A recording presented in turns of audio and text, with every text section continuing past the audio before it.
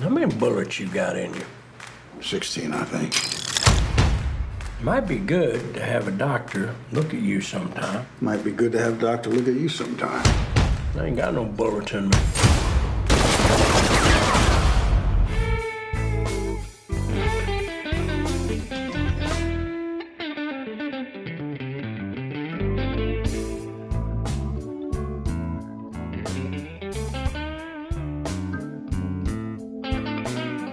Kevin, I think you've had a history of playing so many iconic lawmen with Elliot Ness and White, and now Frank Hamer. What do you think attracts you to these kind of larger-than-life roles? Well, I've also been played the guys they're chasing too. You know, so you know, I don't know what to tell you. I mean, we're always on the search for. But he does have an authority kind of thing.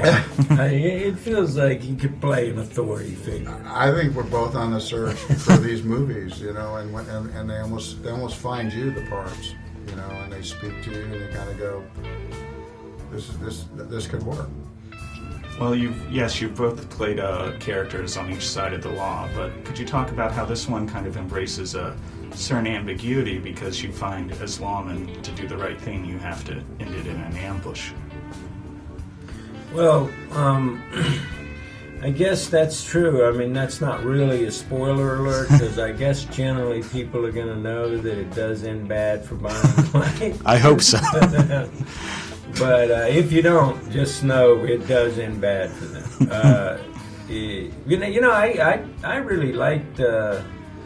It's like I loved the movie, the '67 movie about Bonnie and Clyde. I thought it was really cool, great entertainment. But it's kind of cool also to revisit this and get these characters right, because there's not much made of the lawmen in that original movie, and in this one you follow the lawmen, and Frank Hamer was a phenomenal, interesting, like very strong character in Texas history, and probably the best known Texas Ranger, and Maney Gault, who was also a pretty cool guy who was a big fan of his, and so am I, so it worked out good.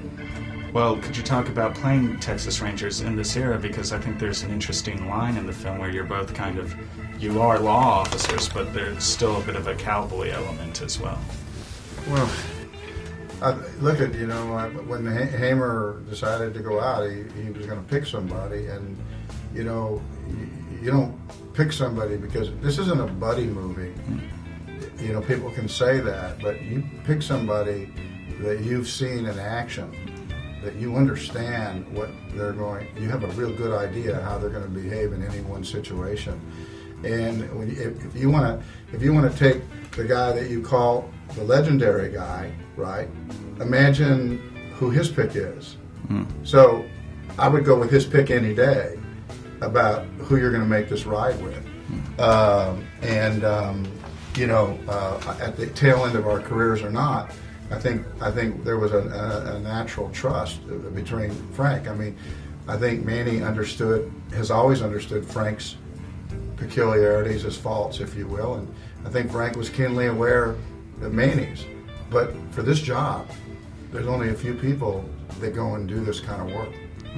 Well, could you talk about also knowing each other? How long have you all known each other before doing this project?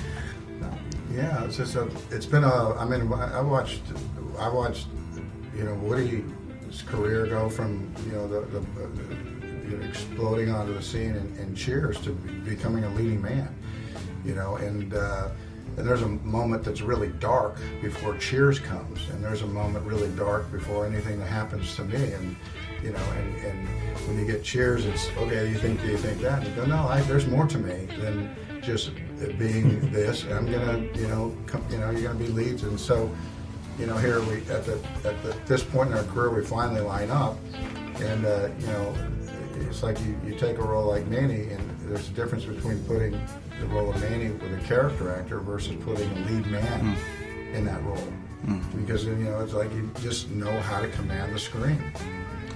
And could you talk about, you know, driving together, spending, I imagine, a lot of time in three-piece suits in Texas heat, but together just building a rapport. I liked it a lot because this guy is one hell of a raconteur. I can tell you, he's got great stories and he's a great storyteller. So that's really what you want when you're in that car for hours and hours a day. You don't want to be saddled with someone who just don't speak to you or